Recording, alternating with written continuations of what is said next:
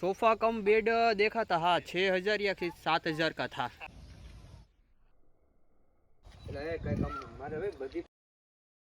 जय माताजी બધા લોકોને, welcome back to my another vlog. તો ભાઈ આજે કંઈક એવી ઈચ્છા છે કે બહુ સમયથી ફોટો પાડવા ગયા નહોતા। બહુ સમયથી તો હા, એટલે બહુ સમય જ થઈ ગયો, એક અઠવાડિયે જેવું થઈ ગયું કે ફોટો પાડવા ગયા નથી, પણ હવે પાછી ઈચ્છા થઈ છે કે ફોટો પાડવા જવું છે। તો આપણું તો ખબર જ છે કે કેશોદની અંદર તો જો છૂટમાં આપણે ફોટો પાડવો હોય તો એના માટે આપણે જવું પડે અક્ષયગઢ। તો આજે પણ આપણો પ્લાનિંગ એ જ છે, અક્ષયગઢ જઈએ ફોટોસ પાડવા માટે, કે ફોટો પાડ્યા વગર આપણને મજા આવે નહીં। એમાં કેવું ખબર કે વિડીયો ઉતારવાનો તો ટાઈમ મળી જાય, પાવનભાઈ આવે ત્યારે આપણે વિડીયોઝ ખાસા એવા બનાવી લઈએ આવીએ, પણ જે ફોટો પાડવાના હોય છે, જે ફોટો પાડવાના એ બહુ જ રેર કેસમાં હોય છે કે આપણે મેળ આવે।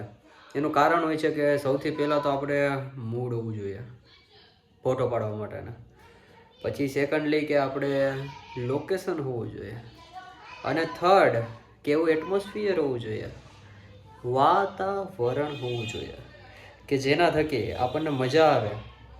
હવે વિચાર કરો કે હવે તમે અહીંથી બારોબાર તમારે ક્યાંય પણ લોકેશન ઉપર જવું છે અને વરસાદ ચાલુ છે, તો તમે શું કરી શકો? કંઈ ન થાય। એના માટે જ કહું છું કે આપણી પાસે વાતાવરણ પણ સારું હોવું જોઈએ। તો આજનો દિવસ એ જ છે કે જ્યારે બધી વસ્તુ બરોબર છે, તાકાતથી છે। તો ચલો ફોટોસ પાડવા માટે।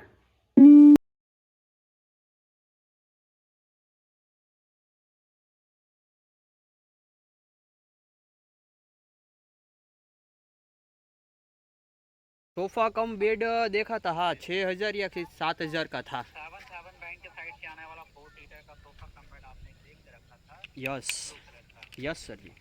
मैं जान सकता था आपको कब तक प्लान कर रहे थे परचेस करने के लिए? उसके अंदर मैं देख रहा था कि मतलब कि वो क्रेडिट कार्ड का कुछ ऑफर आए ना, तो उसके अंदर कुछ कर देते हैं। यस आज क्या ऑफर है, क्या डिस्काउंट है, एक बार वो मैं आपको बता देता हूँ। अगर जी जी परचेस करने के लिए तो एक बार फ्लिपकार्ट पे जरूर चेक कीजिएगा। ओके। एमआरपी प्राइस है सर इसका 14,705 रुपीज, बट आज यहाँ पे सेलर के साइड से आपको 40% ऑफ के बाद इसका प्राइस हो रहा है फाइन 8,759 रुपीज।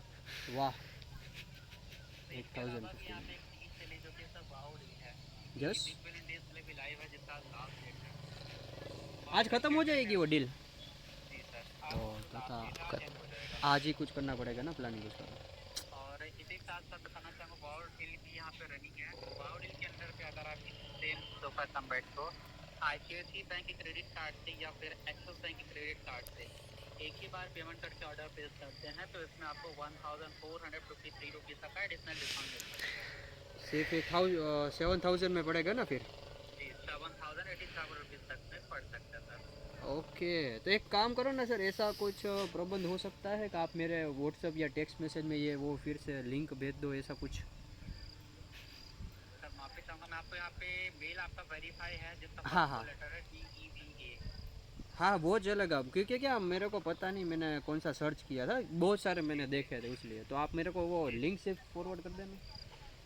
यहाँ से मैं आपको लिंक शेयर कर देता हूँ,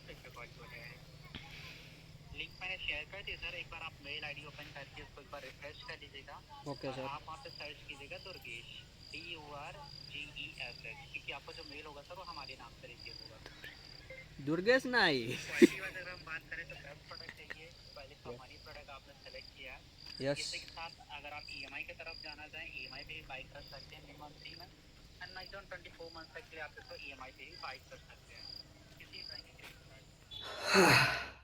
તમે બધા લોકોએ જોયું હોય છે આગળની ક્લિપની અંદર, ફોટોઝ મેં તમને દેખાડ્યા કે કેવા કેવા પડ્યા। આમ જોવા જઈએ ને તો આપણને લાગતું તો નહોતું કે સારા ફોટા આવશે, પણ બેસ્ટ કહેવાય કે તાકાતવાળા ફોટા પણ આવ્યા અને એક નંબર ફોટા આવ્યા।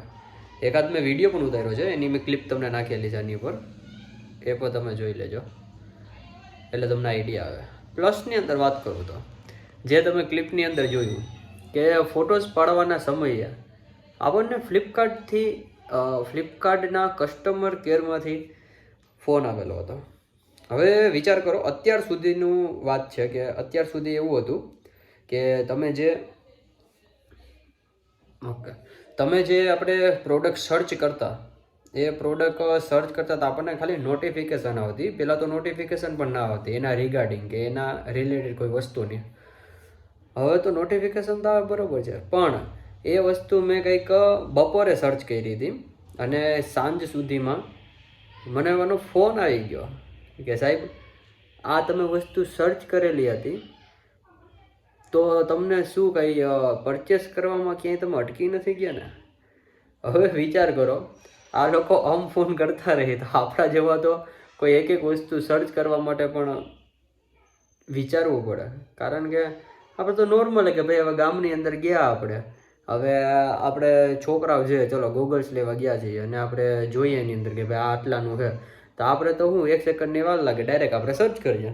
તો પાછું તો ફ્લિપકાર્ટવાળા 10-15 મિનિટ પછી આપણને ફોન કરે કે લે તમે તો આની અંદર સર્ચ કર્યો તો, તમારે ગોગલ્સ લેવા આવ્યા તો તમે લીધા ક્યાં નહીં, તમે અટકે ક્યાં? પછી એને ક્યાં કહેવું કે ગામમાં લેવા ગયા હતા ને અમે અત્યારે આમાં જોયું. આવી મેન વસ્તુ સૌથી વધારે થાય આપણે ફોનની અંદર.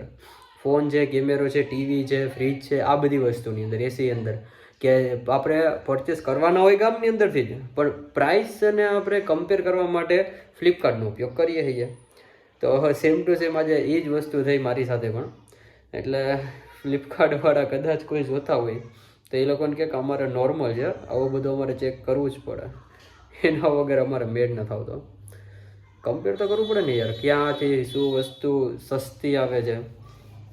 કારણ કે હજી શું અમે એ લેવલના અમીર બન્યા નથી કે અમે પ્રાઇસ ટેગ જોયા વગર પણ પરચેસ કરી નાખીએ. હજી અમે ગરીબ છીએ, થોડાક નીચે લેવલના છીએ હજી.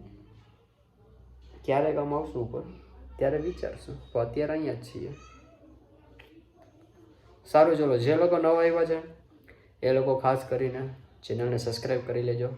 જે લોકો જૂના છે એ લોકો આ વિડીયોને શેર કરો અને તમારા રિલેટિવ્સ, તમારા ફ્રેન્ડ સર્કલને બધા લોકોને આ ચેનલને સબસ્ક્રાઈબ કરવાનું કહી દેજો. જય માતાજી.